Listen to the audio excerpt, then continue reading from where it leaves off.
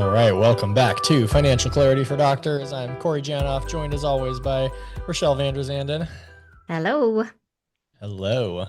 And today's episode, it might go down as an episode that doesn't age well because we're doing a little bit of speculating on what the future holds with the subject of AI. But Rachelle and I are a little thrown off here. We're not recording on our usual date because the day we were supposed to be recording, I texted her from the hospital. I'm like, hey, I think I'm getting my appendix removed. Don't think I can do our podcast in a few hours. And yeah, so I'm down in Oregon from when you last heard us. You didn't need that one. It's I fine. didn't need that one. No, and who knew an organ that you don't need can be such a literal pain in your side. Yeah, so it was on a Tuesday. I get Jersey Mike's for lunch, and like an hour later, start getting a stomach ache. I'm like, oh no, am I getting too old for Jersey Mike's? Like I already can't drink IPAs anymore, and it just kept getting worse. And took Camden to jujitsu, couldn't sit comfortably there. Then I take the kids to swim lessons, and of course my kids are still the age where they like me to throw them in the air in the water. And Brooks is doing his lesson. I'm trying to throw Camden like shot put style, and normally I can get him going a little bit, but I can like barely get him out of the water. Like his feet are just dragging. It's more like a whale breach than anything, and I'm like I can just feel my weakness. And then we get home, it's like 6:45. I'm not hungry at all, which is abnormal. Normally I have the metabolism of a teenager. And we get the kids to bed, and I'm just in agony on the floor. And Lindsay's like, maybe you should go in. I'm like, yeah, maybe I should. But I'm like, trying to figure out what's going on. I'm like pushing on my stomach and can tell when I push the lower right, it hurts the most. And of course, when I Google that, it says, oh, that might be your appendix. You get the AI summary of like what it could be, what you should do. It's like seek immediate medical attention. So then I get in the car. Not sure if this was smart to drive myself, but I'm like, it'll be better if you stay home with the kids rather than us waking them up to take them to the hospital. And so make it to the hospital. Luckily, we're only about 15 minutes away, no traffic at 8 p.m. and no one in the waiting room. So I get in pretty quick. And ER doc on staff that evening, comes and checks me out. He's, pushing my abdomen. And then when he gets to the lower right, he pushes. He's like, how does that feel? I'm like, not good. And then he starts like drumming on it with his fingers. He's like, how about this? I'm like, that's not good either. And Please stop. he's like, I think you might be leaving here without your appendix. All right, cool. I assume that means I can't play golf tomorrow. He's like, you can't play golf tomorrow. So I was supposed to actually go golfing with some clients. And so we had to audible that one, had to reschedule this podcast. And then, it's as many of you are probably aware, very quick routine procedure. I think it was only under for about an hour. Um, but get home and like immediately I'm like, all right, how quick can I recover? What can I do to speed up this recovery? So I'm like Googling how to recover from a laparoscopic appendectomy in as efficiently as possible. And it gives you that AI summary, which is fantastic. It's like, all right, first few days, just rest, go on short walks so you don't get blood clots. Gradually increase your distance and speed as your body allows. But don't lift anything for a couple weeks. Don't do any exercises that strain your abdomen. And you don't realize how much you use your abdominal muscles until you've had someone cut into them and sew them back up. Like Rochelle, you had, Every woman who's ever had a C-section knows what that's like. yeah, like, oh my gosh. Like even still sitting up trying to get out of bed, this has been a week now, and it's still like lying down and sitting up are still painful. Mhm. And if I like turn in the wrong direction, I can feel one of my incisions a little bit still. But but yeah, it's so I have the AI workout plan. I have a call with the doctor's office next week to kind of like verify I can do these exercises at these Double check time by frames. AI work, please. Yeah, right.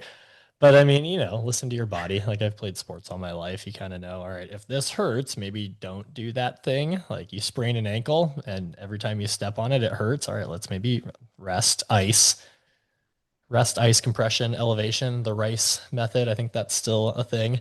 Um, But yeah, AI, it's everywhere. You can't avoid it. You can't escape it. Hmm. It's like a tidal wave. You could either try to fight it or grab your surfboard and ride the wave. Like it's coming.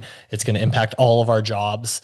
Many of you are already seeing it impacting your jobs. I'm sure most, if not all of you, are already using it as like a digital scribe for note taking with patients, and it syncs to the EMR. I saw Epic just announced they're launching their own version, which will probably put some third-party versions out of business. We use one internally, which is phenomenal. It takes notes for us, syncs to our client um, file, like our version of an electronic medical record system, and saves us time, energy. It's more thorough, keeps us more compliant. But a topic that you might see pop up. What jobs are going to be replaced by AI? And financial Hmm. advisors, in some studies, is one of those jobs. Hmm. Are we going the I way think of the there's, dinosaur, Rochelle?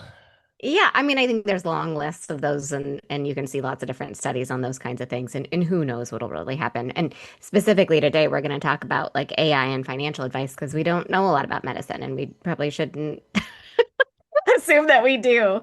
But with financial advice, so Microsoft specifically recently released a report on the jobs most likely to be replaced by AI, along with jobs that were most insulated from AI's impact. Like these are the jobs that maybe could be easily replaced with AI. These are the ones not so much.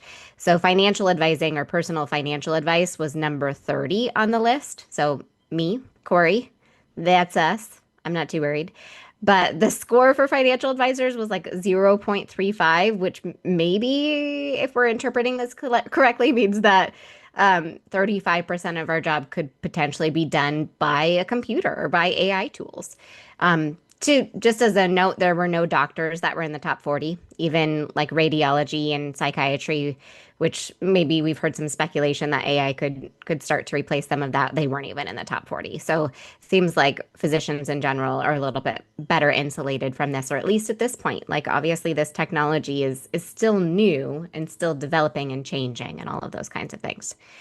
There are current AI uses in financial advice. Like I think that this is not a thing where it happens overnight. It's not like, okay, tomorrow your financial advisor is a computer. It's like, how are we already incorporating this into our business? That's more like what it is.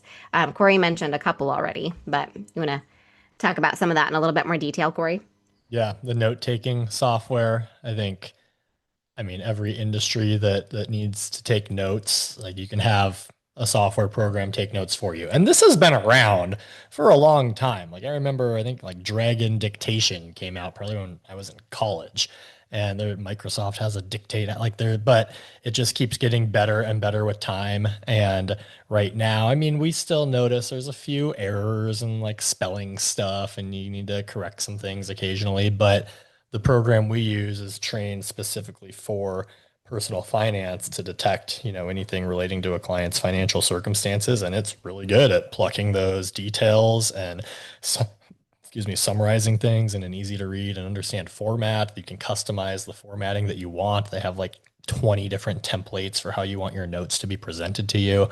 Um, Way more thorough than what I was previously doing. I mean, it's like imagine well, you guys know you're trying to see a patient and type notes at the same time. Imagine if you could just sit, look your patient in the eye, talk to them uninterrupted while your scribe is typing the notes for you. And now you don't even need the scribe because you have a program that can type faster than any human possible. Um, and then like I used to, after every meeting, just take 5 minutes to record a dictation of the meeting of like my thoughts, how it went, like follow-up actions, etc. And then it would go to a human, it's like a company that has human scribes that would type it out, and there'd be spelling errors and mistakes and sections where it'd be like, oh, that was inaudible. We don't know what you said because you mumble when you speak. Um, but yeah, now I save that 5 minutes of time. It's uploaded into the software. It's more compliant. I mean, I think from a compliance standpoint, it's huge. It's a big aid to what we do, and it allows me to spend more time focusing on serving the clients. Like I have that freed up time.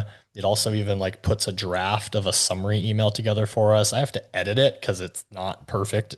It's maybe like 50% good, but still it gives me the rough draft, gives me the outline.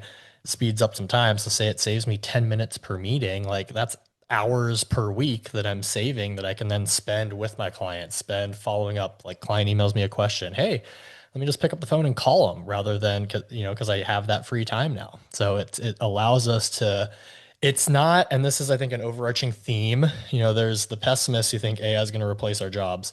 And then I would consider myself an optimist who thinks, all right, it's going to free up capacity to allow us to fill that space with more time, energy, resources, deliver better services, higher quality services. And I think we'll talk about this a little bit, but throughout history, any major technological, industrial, et cetera, evolution, we don't just sit on our butts with the free time. We fill that time with more work, more services, higher quality products and services. So I think that's going to be the case here. We're just going to be able to do a better job for our clients, deliver you Yeah, more. yeah, we'll see how it all pans out at the end. And I think that, I mean, obviously, you all probably know this, especially if you're using like a note-taking service or something for your work as well. But like it's just so different from having something copy what you're saying because it's taking all of your thoughts, all of your clients' thoughts, and it's putting it into something that makes sense. Like it just summarizes it in a way that like my brain can't do efficiently. I could do it if I took some time, but the computer does it almost instantaneously. Like the second I'm done with a meeting, I get a little email notification saying that my software has developed a summary for my meeting, and it's great. Like it's been so helpful. Like Corey was saying. It's So not like a paragraph. It's like a no, 1,500 word, like yeah, bullet points, details. yeah. It's like they cover everything. Yeah, it's great. It also, it does a good job of organizing thoughts in a way that again, humans would have to take a lot of time to do. Like here's your financial data, like here's like bullet points of like financial facts. Here's some non-financial information that seemed important to your client. Here are like your client's top talking points. Like these are the things that they were concerned about. So it's doing all of these things that are very, very helpful and kind of intuitive to the computer program where it would take us a lot of time to kind of sort through that and come up with that quality of notes. And again, like Corey said, there can be errors sometimes, but the errors are small compared to like the information that you're getting, really. Yeah. Okay. Um, Next, another like current AI use in financial advice is just getting answers to like absolute definitive questions. Like, so something that's not qualitative, it's more quantitative. Like, what is the answer to this question? So examples are what are the current contribution limits for 401ks, IRAs, et cetera. Before, like, if you Google it, you can find the IRS website and you can look it up or you can find some publication or whatever. But now, if you Google something, you get that AI summary and it's right there. And if it's like a factual thing, like you can generally think, okay, like this is good. And it'll list the sources below. So if you feel like this is something that needs double checking, you can look at the original source material. So there's lots of things like that. So, does this state have an estate tax? Is this state a community property state? What's the marginal state income tax rates in this state? Like all of those different things, all of that is online and available. And generally, that like little AI summary can be really helpful to get those answers quickly and simply and not have to dig as much as we used to, which is really nice. Yeah. I mean, we haven't memorized every single state tax law, income bracket, charitable deduction, et cetera, like 529 max funding limit per state. Like there's 50 states. Again, we're not computers. We don't have it lodged in our brain, but we know how to easily access the correct answer. And we kind of know roughly what that correct answer should be and how to find it. But yeah, you Hmm. used to have to like scroll through publications, blogs, etc. Maybe check a couple of them to make sure the information's consistent. Um, Now it's just boom, right up there. And if you still got to double check sometimes, sometimes you get an answer and you're like, that just doesn't sound correct. Let me Hmm. reword this. So like Hmm. AI prompting, I think, is probably going to be a huge job in the future across all industries. Like, how do you input the question correctly so that you get the best answer or outcome that you're looking for? AI auditing, like audit the software, audit the answers so that it's giving you more accurate information. I'm sure that'll be Yeah. more of a tech job. But yeah, no, definitely big time saver from getting answers to questions that have an absolute definitive answer. There's no subjectivity to it. It's just what is Right. this number? What is this formula? What is this rule or law? Yeah. I think another one that's related to that is just anything that has to do with math. So I remember when I took the CFP, and I'm sure Corey, when you two took the CFP, which is like the Certified Financial Planner exam for that designation, they literally like have you buy a financial calculator. I Like, still had mine it's from like college because I was a I finance yeah, major, but you took a different path. I took a different path, yeah. But with like your financial calculator, you learn how to do like amortization calculations and like get the internal rate of return for an investment. You learn all these complicated formulas to do on your stupid, stupid calculator. Like AI can do math. We know that. Like so that is a thing that we could kind of rely on AI a little bit for, but so just basic math stuff. Something like if I currently have $1 million saved for retirement at age 40, how much do I need to invest per year, adjusted for inflation over time, in order to have 10 million by age 62, assuming I invest in a diversified portfolio of like 80% stocks and 20% bonds. And again, like you've got to put good data in to get good data out. So your question probably needs to be pretty darn specific in order to get a good answer, but it can do math. So and that's great. I think that there's lots of different calculators and things like that out there online already that weren't even AI. Like you can use a mortgage amortization calculator online or whatever. And all of those tools are really helpful as well, but AI can just do some of the more complicated math that used to require a bit more work. And I think this is an area where, for a subset of the population, our job could be replaced. Like most of our clients are full on delegators. They just don't want to deal with this stuff. They want us to handle it for them.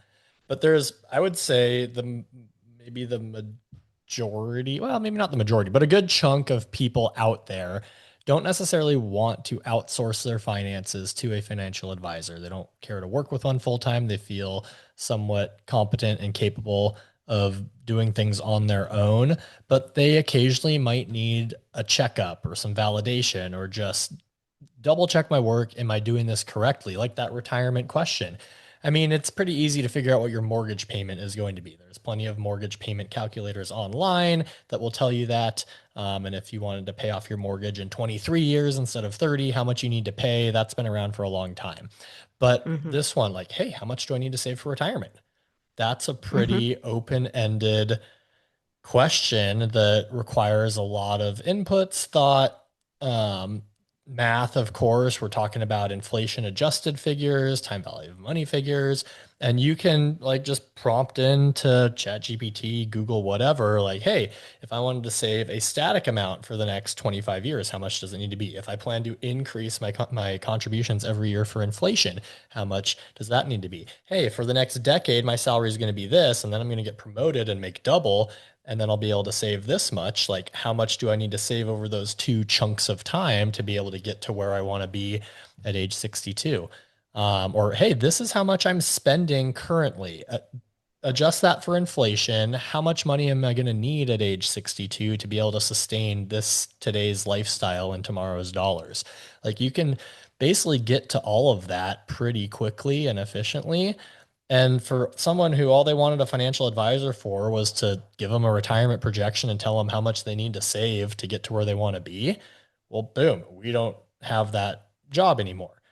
That being said, like that's not really what Rachelle and I want anyways from a client. I mean, there are some advisors out there that will work on a like per meeting basis or hourly basis. That's not us. But for those like hourly clients where someone just wants a hour or two of their time to figure out how much to save for retirement, like that in theory could be outsourced today Yeah. to a computer. Yeah, I mean, and I do some of that with my clients for sure, but I think that this we're going to talk about where we're skeptical in a second too, but I think it's also like you got to know the right questions to ask and you might not. So that is hard. I think knowing what you I don't know, like even like what are the questions I need to ask in order to be successful? What are the inputs here that we need to be thinking about? Like those are things that are sometimes really hard to come up with if you haven't been doing this on a regular basis and you're kind of new to it, like maybe DIY folks can do that after they've been doing it for a while, but I do think that that's maybe something that a computer can't necessarily tell you. Like, what do I even need to be thinking about in this situation? Yet, maybe that'll come more so a little later. I guess, yeah, like in hindsight, those questions come Yeah. naturally to you and I to Mm-hmm. ask. But for you guys Yeah. listening, those questions Rachelle and I just rattled off that we would plug into the Yeah. computer to get us an answer. Like if you didn't think to ask, oh yeah, inflation adjusted, how much do I need to save? Oh yeah, like what should my Exactly. portfolio optimization be? Then yeah, it might take a little bit more Yeah. effort. We'll Uh, see how that evolves over time. But I think, yeah. yeah, for now, it's like, yeah, the prompts would maybe be a little bit challenging for someone who wasn't in the industry.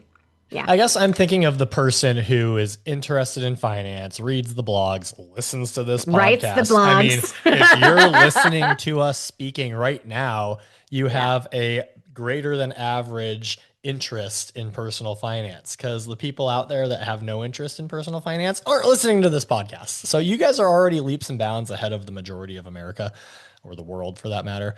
So you probably do have some insight into what questions you should be asking. So I think it is some self-selection bias. It's the people that are into personal finance that kind of know already what they should be thinking about and doing. They just don't know how to get to the answer. And if they know how to ask the question, then yeah, they could get the answer. But that's a big key with all of this stuff. The Yeah. better the inputs, the better the outputs. And like you can, Absolutely. it's translates across fields too. Like, the more information you have on your patient, the better you can diagnose them and prescribe a treatment plan.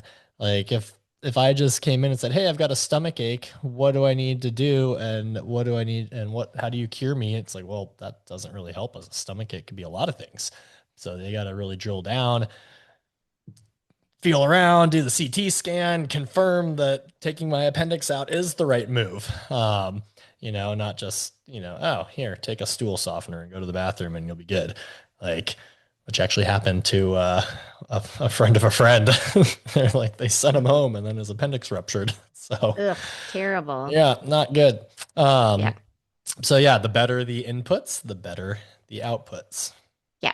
So I think there's a few other things that AI can do or is starting to do, like creating an optimized portfolio based on things like efficient market theory and other financial theories. So just spitting out like these investments are the ones that you want to use kind of thing. There's also different algorithms and things like that baked into some of the softwares that retail investors can use. And those are a little bit different than AI, but I think it's going to evolve over time and some of that may start to incorporate AI. But that's probably going to be starting to be used for trading and things like tax loss harvesting, which is just making sure your brokerage account is as like tax efficient as possible. Automatic rebalancing, like some of those things exist in tools already, but they're just not quite as intuitive as you would expect AI to be. Like it requires maybe a little bit of manual effort and settings and things like that. We even used, or Corey used AI just to do this outline. It spit out 8 to 10 pros and cons each. Like here's 8 pros, or here's 8 areas where AI exceeds in providing quality financial advice and or excels. And that was like automated data analysis and pattern recognition. Like these are the kinds of things that AI spits out. It was like tax optimization. And then it gave us like 8 to 10 examples of areas where AI struggles in providing quality financial advice. AI doesn't have a lot of emotional intelligence yet. So that's going to be a downside. And then there's data quality and bias too. So that's like the inputs in matter a lot when we're talking about how effective this is going to be.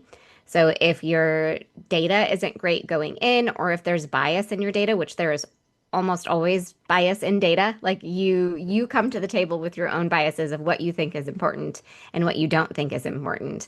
And that's going to affect like what kind of data the AI is getting.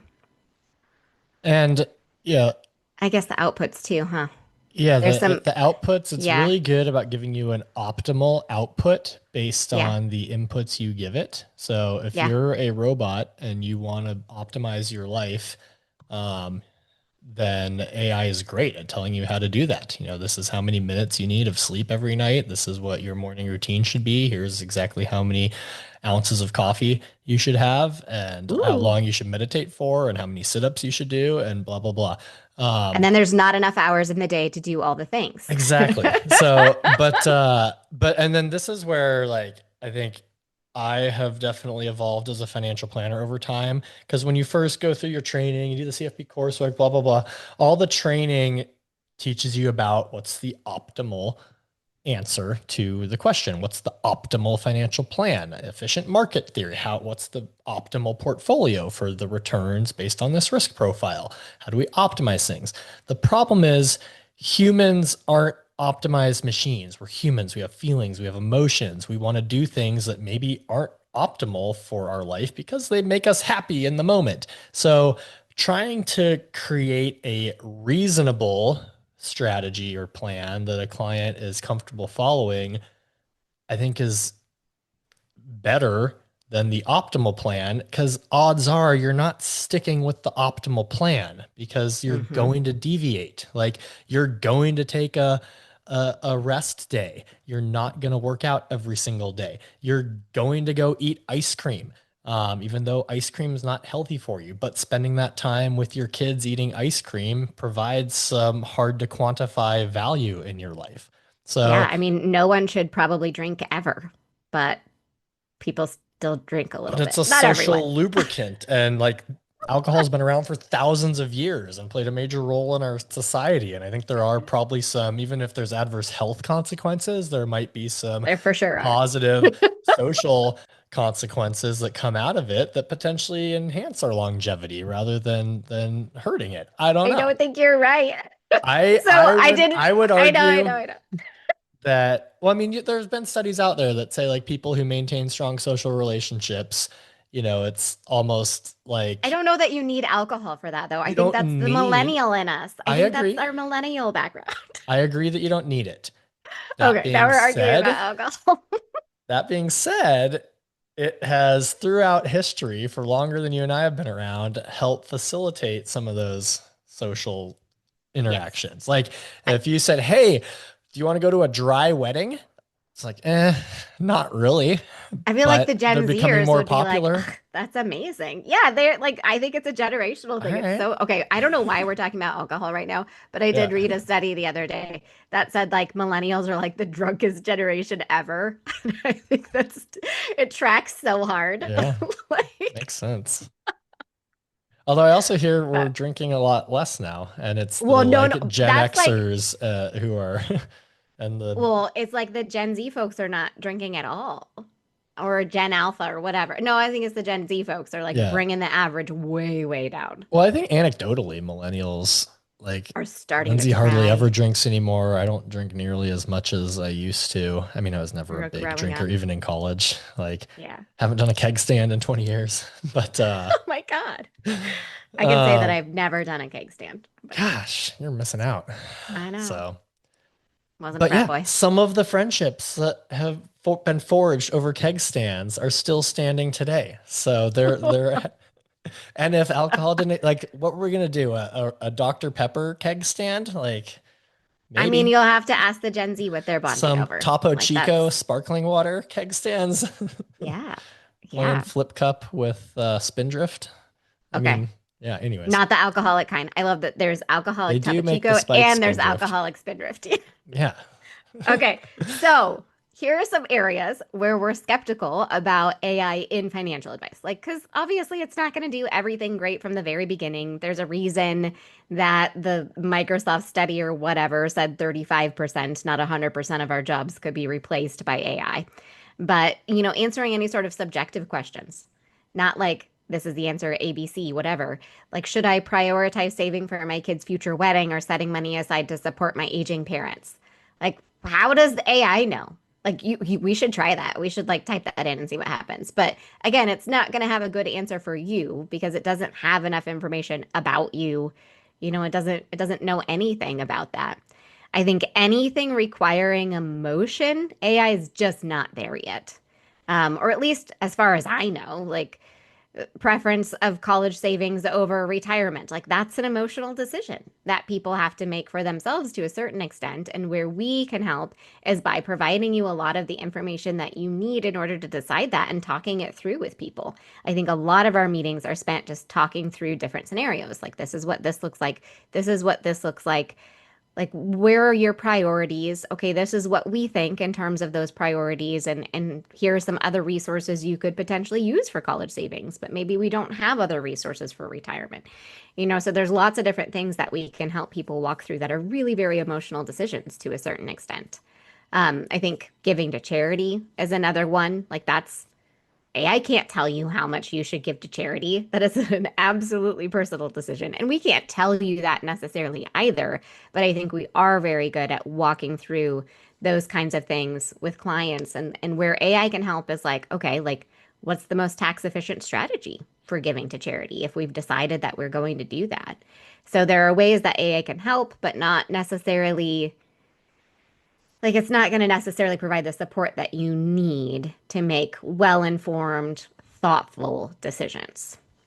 I think the goal is for it to get there. Like I heard of Yeah. one study where people felt more comfortable opening up um, to a computer program versus a real human. I think because there's no fear of judgment in that scenario. Yeah.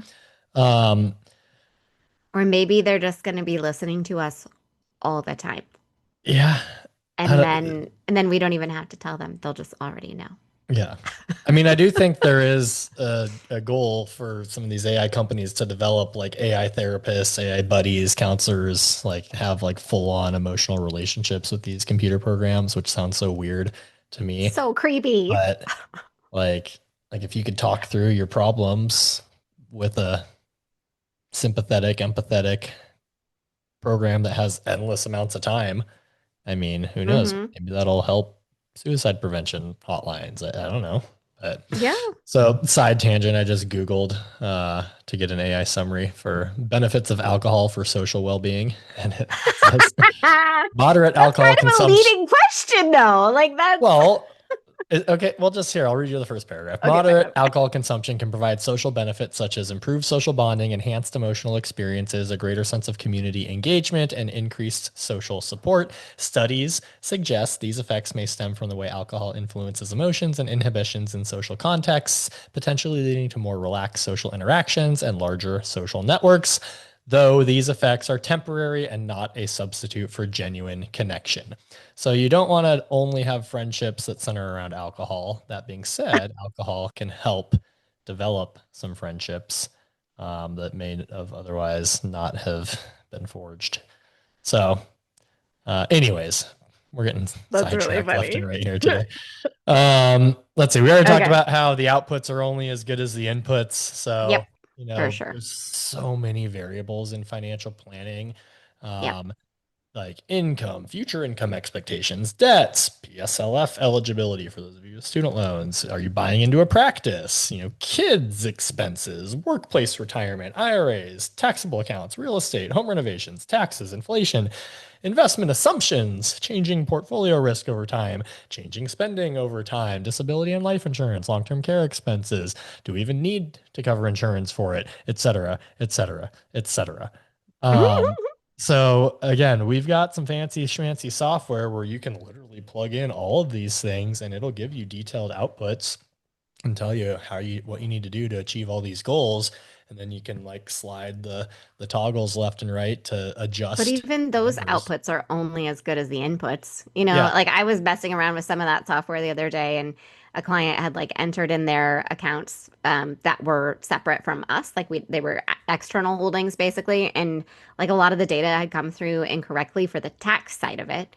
So it was treating like taxable money like non-taxable money. And I was like, that makes a huge difference for this. Like, that is not correct. So even in like the softwares that we already have, when we're inputting these things, they can be inputted incorrectly. And we really Yeah. have to pay attention And to how AI that could affects be the a outputs. tool to audit the software and be like, hey, double check that all these accounts are coded correctly. Yeah. But then you got to like double check the work. So I guess Yeah. the one thing we know about all financial plans and projections is that the moment they are created, they are wrong. And Hmm. The goal, because there's just too many variables and moving parts. Like if you look at do a retirement projection for a 35 or 40-year-old, like there's a $40 million disparity at age 90 of what their net worth could be because there's just so many variables at play. Um, we know it's going to be wrong. The goal is to make it less wrong every day that passes and narrow Mhm. that range of outcomes as time goes on. So financial planning isn't a one and done activity. It's a how do we get moving in the right direction and course correct along the way to make sure we get there. Like if you go ask an airline pilot how many of them create a flight plan before they take off, and 100% create a flight plan. And then if you ask when you land, did the flight go according to the plan? Probably almost all of them say no, it didn't. We had to make a couple minor changes. You know, the our runway wasn't available when we were coming in, so we had to slow down our speed. Oh, we had to loop around the airport. Oh, there was a military aircraft coming by, so we had to like turn a couple degrees to the right to avoid it and then get back on track. Like, wind, whatever. Like there's always something that comes up, usually minor, but you still gotta make some adjustments along the way to stay on the right track and avoid major pitfalls. Yep. I think the other thing is that you don't necessarily know where your blind spots are. And so avoiding that when you're using something like AI can be really hard. So just knowing the questions to ask to help you get your finances on track and also aligned with your personal values and objectives. So it's like that qualitative information is much, much harder to input and get good outputs on. Um, yeah, and I think on the opposite end, it's like even just being able to digest and understand the recommendations can be a challenge as well. Like, oh, if you're going to try to type in like all of your financial planning information into AI and then get an output and then figure out how to like go about that output, like that's not going to be an easy thing to do. And that's another reason why financial planning has to be an ongoing process. Because if you come out of a financial planning meeting and you've talked about five things and you have five to-do items, you may not have the bandwidth to do all of those. So how do you figure out how to prioritize them? Like what's the first thing you do? What's the second thing you do? And then, you're probably going to come out of the next meeting with some more to-do items. Eventually, you may be more on just track to just kind of keep things steady and keep doing what you're doing and there's not a ton of action items, but especially at the beginning, that can be really, really challenging. Yeah. Yeah. Yeah. And again, like Corey was saying earlier, most people work with us because they don't want to deal with this stuff themselves. And if you're using AI, it's you dealing with it. It's you inputting everything, it's you getting the outputs and then executing. Like there's just not, at least now, there's no tool where AI can kind of implement these things for you. And I don't know, maybe if we have weird robots living with us in the future, that'll change. But for now, it's still going to be a much more like proactive thing for people to try to even use AI to start doing some of these things on their own. I mean, what was the robot in the Jetsons? She wasn't weird. Oh, yeah, I know who you're talking about, but I don't remember Yeah, her name. it's Yeah. been a while since I watched that show. But She I wore an mean, apron. that's the future. We all have our own little robot assistants living with us that do our house cleaning, empty the dishwasher, can like, you know, I organize could our handle a robot doing my laundry and dishes. yeah, Like, fold the laundry, I'm all about that. make the kids lunches, get their clothes laid out for school, No, they have fold the to do some things clothes. themselves. These children are going to be so lazy. What's going to happen? Yeah, have the robot like crack the whip on the kids and be like, "Hey, go weed the garden. Get out there. No TV. I'm withholding the remote from you until you can do your chores." Like, yes, this will be God, we're just fantastic. going to have a robot's parent for us. Yeah, exactly. And then that'll free I up guess more that time to won't be serve our us. That'll be clients. our kids. Our kids are going to have robots parent. Yeah, exactly. But yeah, we're sorry.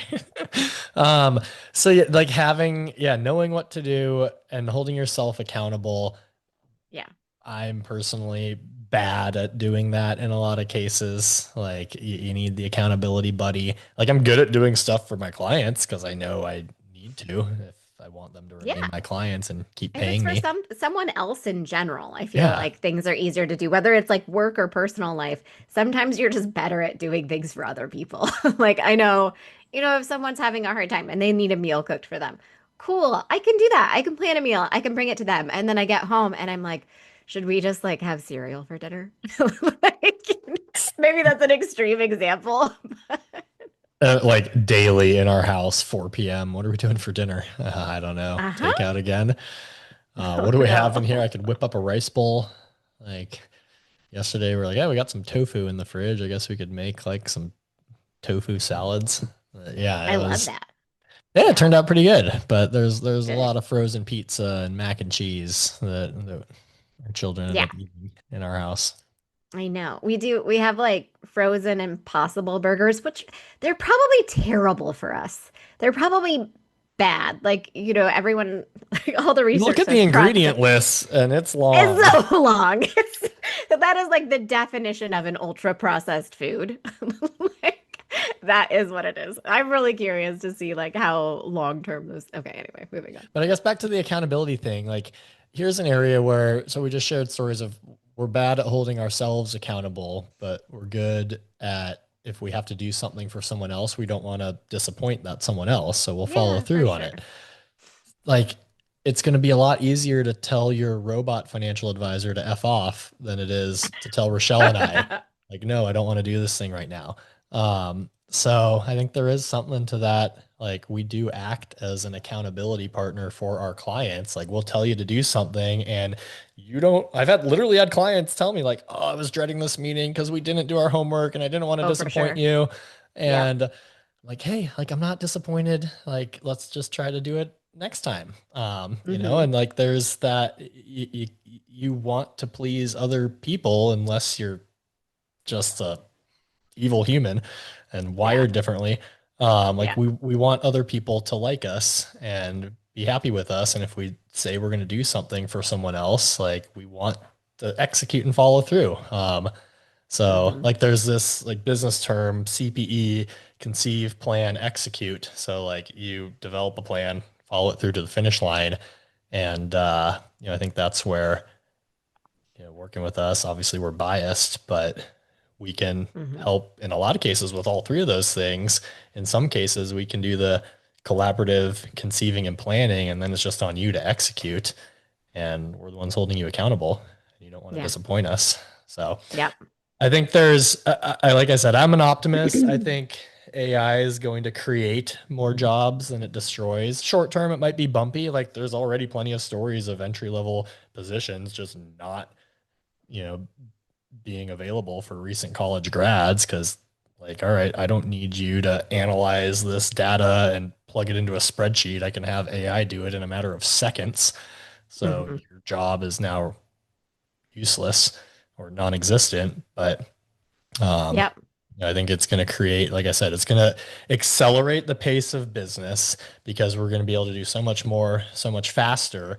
And rather than just sitting around twiddling our thumbs, like I think we talked about this in one of our previous episodes where John Maynard Keynes wrote that essay in 1930 with economic predictions for his grandchildren. Pretty fascinating essay to read. I'd encourage you to go check it out. It's online. Um, and his prediction was thanks to technological advancements, we'd become so much more efficient that to maintain the standard of living that we're accustomed to, you'd only need about 15 hours of work per week. And if we maintained a 1930s standard of living, yeah, 15 hours of work a week would probably be more than enough to cover that standard of living. However, we've increased our standard of living with our increased economic output and incomes, and we've just moved the bar higher and higher. And I think that's going to be the Hmm. case here. Like, you used to have to wait 6 to 8 weeks for delivery from a thing you ordered in a catalog. Now in many cities you can get it within the hour from Amazon, like same day delivery, overnight delivery, etc. We're just going to expect things faster. Therefore, you're going to, like, companies and businesses are going to deliver more services to more people in a more rapid pace, and it's going to require humans to help fill roles that machines can't necessarily do. Yeah. Some of those roles don't even exist yet, but Hmm. like we don't even know what it's going to ultimately create. But businesses will find ways to fill that freed up time to deliver more services to their customers to maintain a competitive advantage. It's that Jeff Bezos saying, your margin is my opportunity. Like businesses will fill any freed up space, freed up capital with more goods and services and it's just going to accelerate things faster. So I think there's going to be jobs, there's going to be roles for people. It's going to change and evolve over time. And I don't know. I think AI is only going to help us rather than hurt us, but I could be dead wrong. We'll see. Yep. Yeah, and I think like Corey was saying earlier, AI can kind of fill in the gaps for people who are doing things on their own and don't necessarily need like that feedback for someone from someone who can walk through goals with them and everything. So if you have like a very, very good and solid understanding of what you want to achieve, like that's probably a good place to start from if you're wanting to use AI to kind of help you do that. And you just have like really quantitative questions, like, this is what I'm trying to do. Give me a math answer, like that kind of thing. Which I think is Um, fantastic because, like, right now there's yeah. about 100,000 CFPs in either America or the world. I want to say America. So, say each person can serve 100 clients, you know, what is that? 100,000, a million, 10 million. So, we can serve 10 million households if my mental math is correct. Um, but there's way more than 10 million households. There's maybe 100 million households in America that could probably use some form of financial planning. So, the other 90 million, here's an area Mhm. where this cool new tool could potentially help them. Yeah, and I think one thing that we haven't talked about very much is that, like, for a lot of people, financial planning is maybe too expensive. Like I'm middle class, I make like, 60 grand a year. Doesn't mean that I can't use some advice. Like, this could be very helpful for those folks that may not like have the resources to pay for a financial advisor. They'd rather spend that money on like going on a vacation a year or something like that. So yeah, I think in those sorts of scenarios, that could be really, really helpful. I think for most people who want to work with a financial advisor, until these systems and technology can help process emotions and goals and values and things like that that are just really, really hard to quantify, then I think it's probably going to be more comfortable working with a person that can help you work through those. And that's probably a big part of the reason that you're doing that anyway. So we can help walk through those more subjective topics and work through all that. And I think, I don't know, Corey, I feel pretty good about my job. I don't know about you, but I'm not too worried about it. Yeah, I'm pretty confident I'll still be around for a while. I Yeah. think until not only one, you need to have the computers capable of handling emotion and having a high emotional intelligence. And like you said, being able to navigate those subjective subjects with compassion and empathy. But then it takes two to tango. So you need the client to be comfortable opening up to the computer and trusting the computer with that emotional guidance and feel like they're understand, heard, etc., and that their Hmm. thoughts and values have been taken into consideration. And we've devised a plan that incorporates those. So I mean, once therapists and psychiatrists are replaced by AI, then we might be in trouble. But as long as humans still prefer working with humans in this field, we're probably we're probably safe. I think we're good. Yeah. Thank you for listening, everyone. If you have any questions, let us know and we'll try to tackle them. Have a good All day. right. We'll see you next time.